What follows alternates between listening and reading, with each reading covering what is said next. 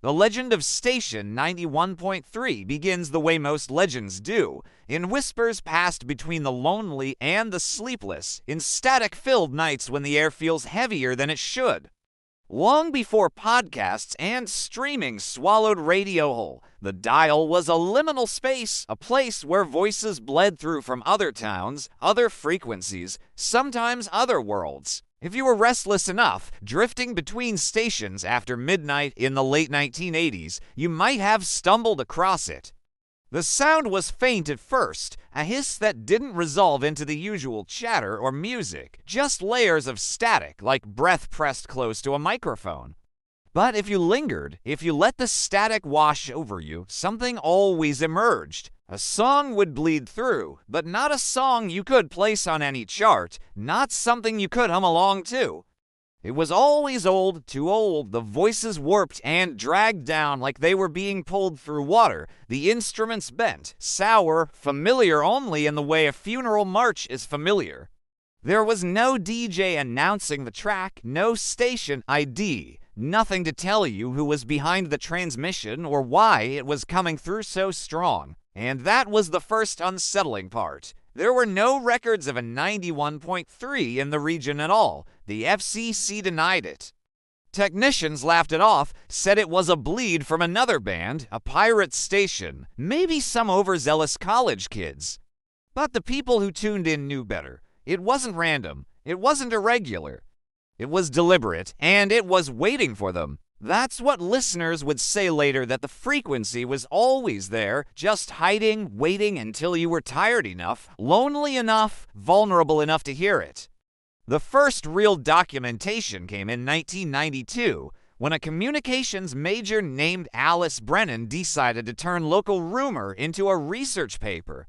She'd heard the whispers around campus, late-night conversations in the common room about a station that spoke directly to you. Curious, she started logging testimonies, filling notebooks with reports from long-haul truckers, security guards, even a pair of police dispatchers who swore they'd caught the signal on slow nights.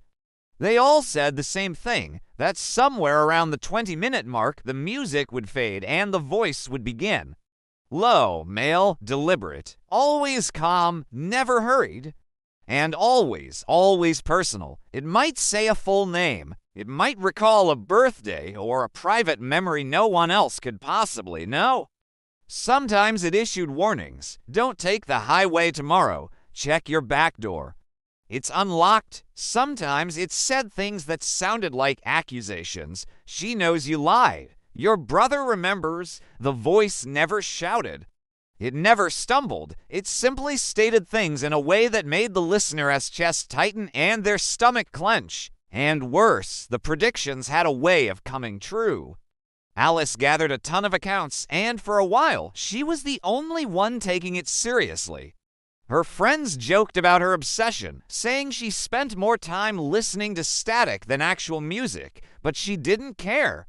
She told one classmate that the frequency felt alive, like it wasn't just broadcasting to everyone but calling out to individuals by name, one by one, almost like it was keeping a list. Then, just 2 weeks after she turned in her paper, Alice vanished.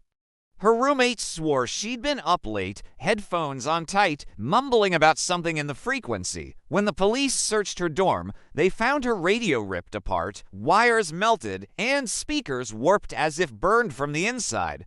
Her notebooks were missing, her professor never got the paper, and Alice was never seen again. In '97, a trucker named Dale Mercer called into Coast to Coast AM, sharing a wild story about a cassette he'd recorded. He played it live, and listeners were treated to this super eerie organ music, followed by a chilling voice saying, "Dale, exit 44. Don't miss your turn." Can you imagine how freaked out he must have been?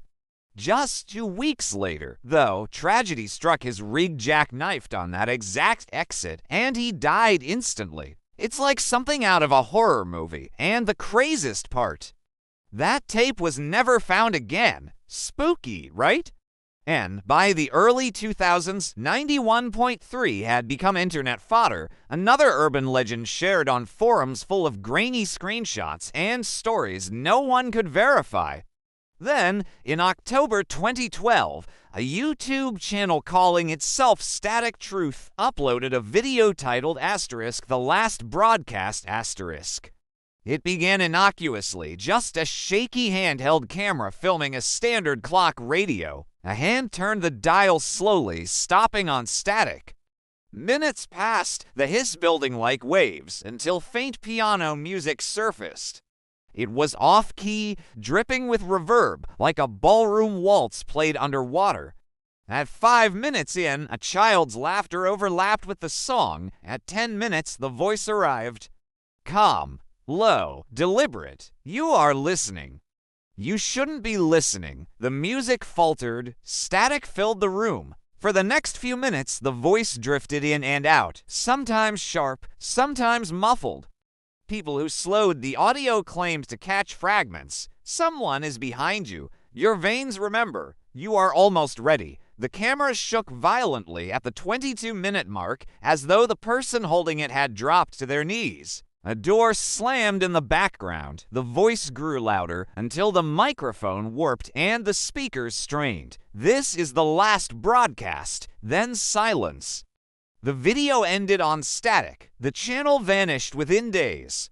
Users who tried to re-upload the footage found their copies' corrupted frames missing, colors warped, sound distorted beyond recognition. Some claimed their versions carried an extra whisper, almost inaudible beneath the static. Now it's your turn. People who watched it to the end began posting strange reports online. Radios in their homes turned on by themselves, always tuned to dead air. Some swore they heard their names whispered when they were alone. A few woke with blood trickling from their ears. One man said he dreamed of long, endless hallways filled with radios, each one whispering a different secret he didn't know he had. The most unnerving detail came later when investigators connected the date of the video's upload, October 12, 2012, with the fire that destroyed an abandoned relay tower just outside Lincoln, Nebraska, that very same night. Official reports claimed faulty wiring was to blame, but you know how rumors fly. Unofficial whispers suggested this was the true source of station 91.3 finally burning out. It's wild to think about, right? But the legend says there's way more to the story. Because every so often, on storm-heavy nights when the static thickens and the sky presses low, the frequency flickers alive again. The warped music returns, the voice slips through. And if you're unlucky enough to tune in, if you listen long enough, it says your name. And once you've heard your name, you can't unhear it.